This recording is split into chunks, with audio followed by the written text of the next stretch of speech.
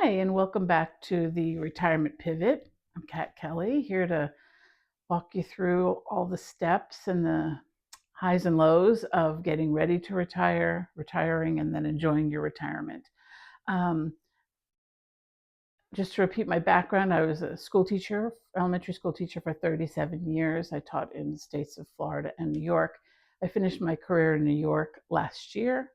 I've been retired for a year. I live in Florida now.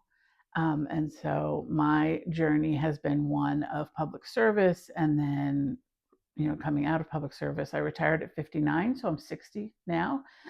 Some would say an early retirement, but I think it's fairly typical of people in public service.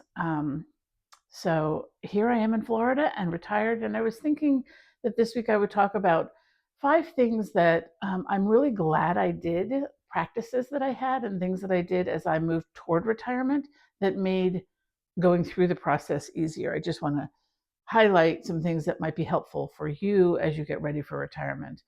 And so we'll just kind of tick them off. The first one is when I retired, I am so glad I took the time to celebrate a long career, to celebrate with my colleagues, to celebrate inside myself. My sister and I went to Vegas for the weekend to celebrate. We actually stayed at the JFK, the TWA hotel right at JFK for on my last day of work. We went right to the hotel, stayed there, spent the night, had an early morning flight to Vegas the next day. So literally I was in Vegas by the pool with a drink in my hand the next day, starting my retirement. And I suggest you do something that marks that time for you. I look back at that weekend, and it wasn't a crazy weekend. It was me and my sister, but we stayed at the Bellagio and we just relaxed and ate great food and had a wonderful time. Do something that marks that for you, even if it's a local thing, something that you enjoy that caps off a career. Celebrate your career and you're moving forward into retirement. Something I'm glad I did. Um, the second thing that I did was I started probably 3 or 4 years before I actually retired. We talk about downsizing. I consider it right sizing because technically I came to a larger house in my retirement because I built a house for my sister and I with an attached casita for my parents. So we live in, I think it's 3,500 square feet, but it's 2 houses. Um, Sounds expansive, and it is, and we are very blessed. But I did downsize in that I really, as I was going through belongings and things that I had, I was really trying to get rid of stuff that I wouldn't be using in retirement. I mean, I left my teaching career, my classroom. My goal was to leave with a Ziploc baggie on the last day and not bring anything from my career with me. And I gave it all away to my colleagues, and they enjoy it to this day, I'm sure. And a lot of it I got rid of because it was, I'm a vestige of the old teaching where we used paper and pencil and scissors and glue. And, of course, the new teaching is a lot more digital. So, which I did as well, but I still had a lot of that paper, pencil, scissors, and glue. So, right sizing your life as you move toward retirement is key so that when you get into retirement, you don't have a lot of stuff weighing you down and you're really free to do what you want. So, take some time to think about what that looks like for you and simplify things. What I will say about retirement is, and I have a busy retirement. I have a couple of little part-time jobs that I do, so it's not like I'm sitting on my couch at all. But it's nice not to have all that stuff with you. So that's something I would say is to celebrate and right size your life as you move toward retirement. The next thing I would say is get a notebook as you prepare for whatever the notebook needs to look like for you.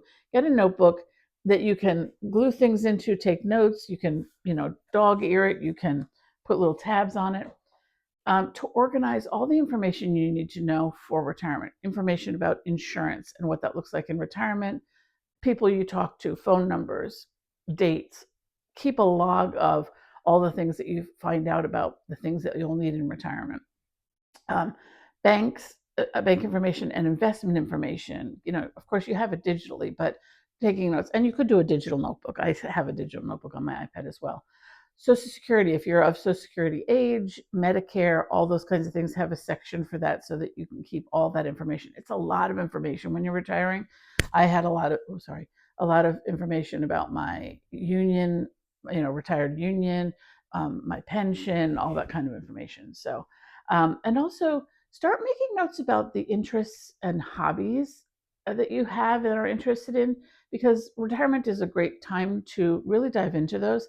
And you're going to need to diversify your brain a little bit because, of course, in working where our brains are very busy, what I found moving into retirement is I needed to keep my brain busy. And so I've been I've been painting, I took up sourdough, I have been golfing, I do have a couple little part-time gigs that I do, very part-time, but still a nice diversity for my brain.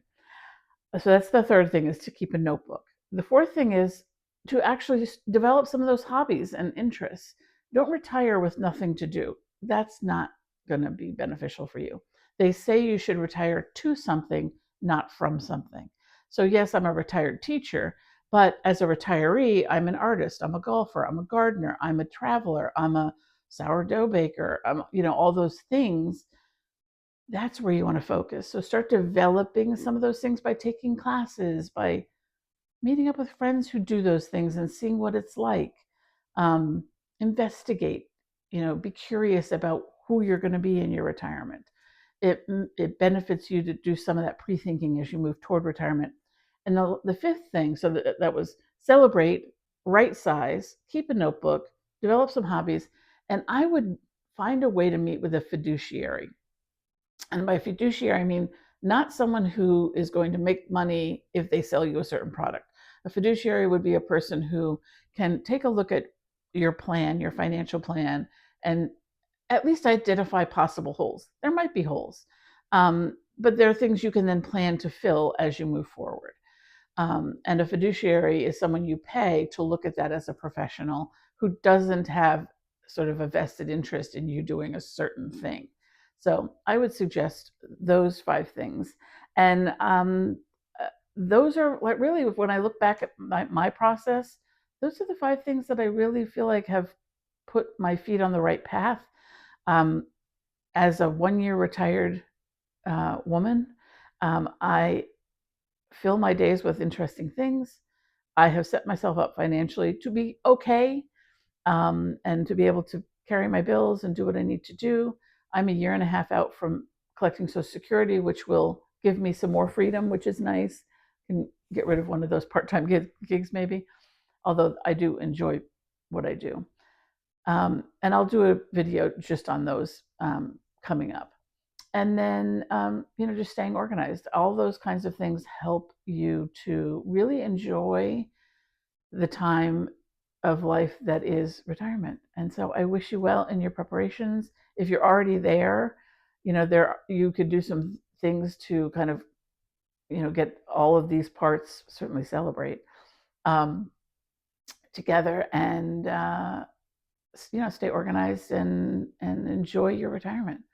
This is Kat Kelly from the Retirement Pivot, and I will see you next week. And maybe number 6, Buddy would like you to know that in retirement, you should get a pet because they're awesome. Right, Bud? Are you awesome? Yes, you are. Yes, you are. So get a pet. They're awesome.